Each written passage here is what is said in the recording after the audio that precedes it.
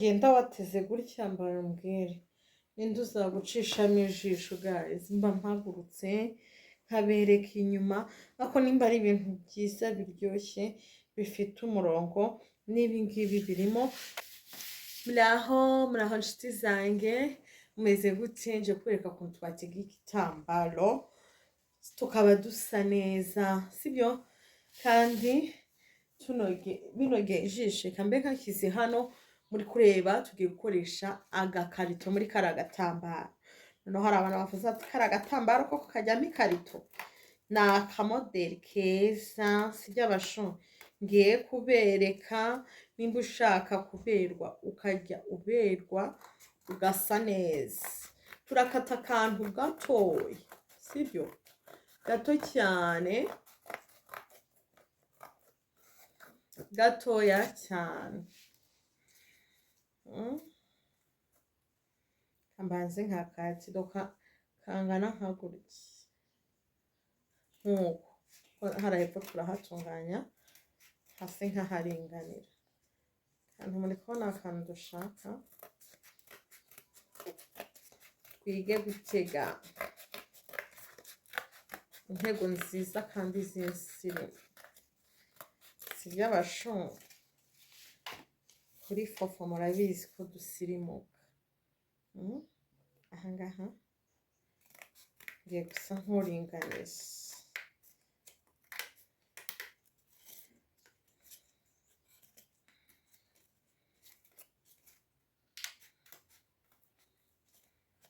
Ntimurambirwe, intego itari butinde.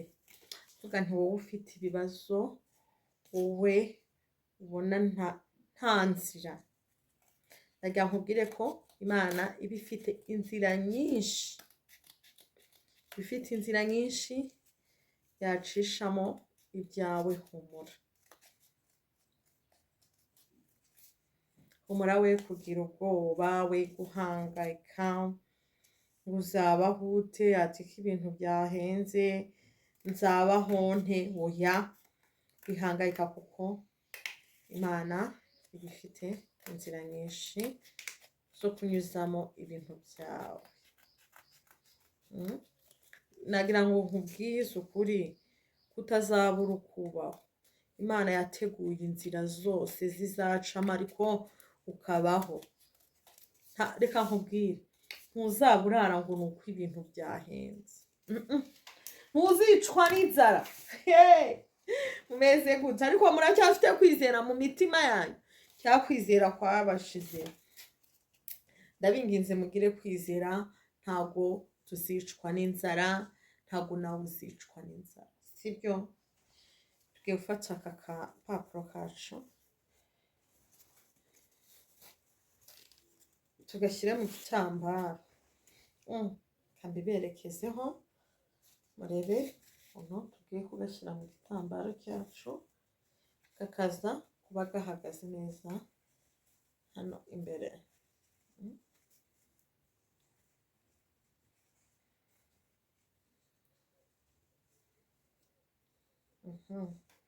Ndumva hano biraba ari sawa, sibyo nshuti yanjye? Leta uzana ahangaha ku mutwe wawe, urangiza uhagarike, nurangiza ahangaha uze ugobeke,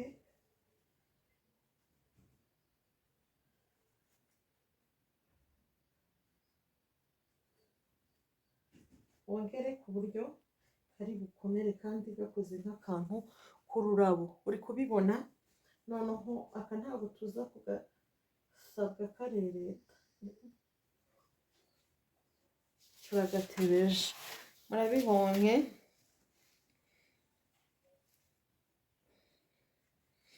Noneho nkubwira kuri ba bantu bafite umusatsi muke, iyi ntego ibiryoshye cyane, isa neza, cyane. Sorry, urebe akantu ko gushira, sibyo?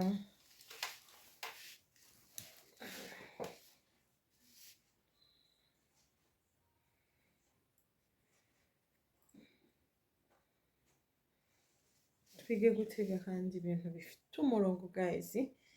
Aho nurangiza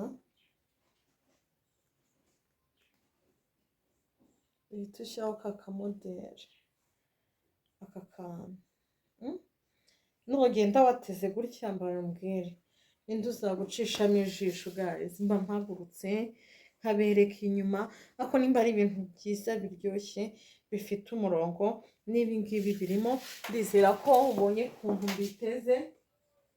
Ubu ngubu ngiye no kugenda nateze gutya.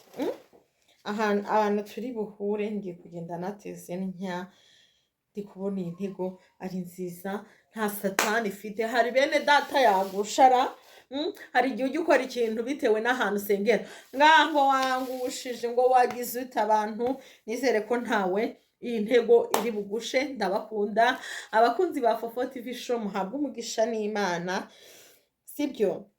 Ndabakunda. Nsaba wowe utarakora subscribe, ukora subscribe, mukore share, like na comment, kugira ngo tuzage tubana mu bindi biganiro by'ubwenge tugira hano kuri Fofo TV show. Ndabakunda rero, mugire ibihe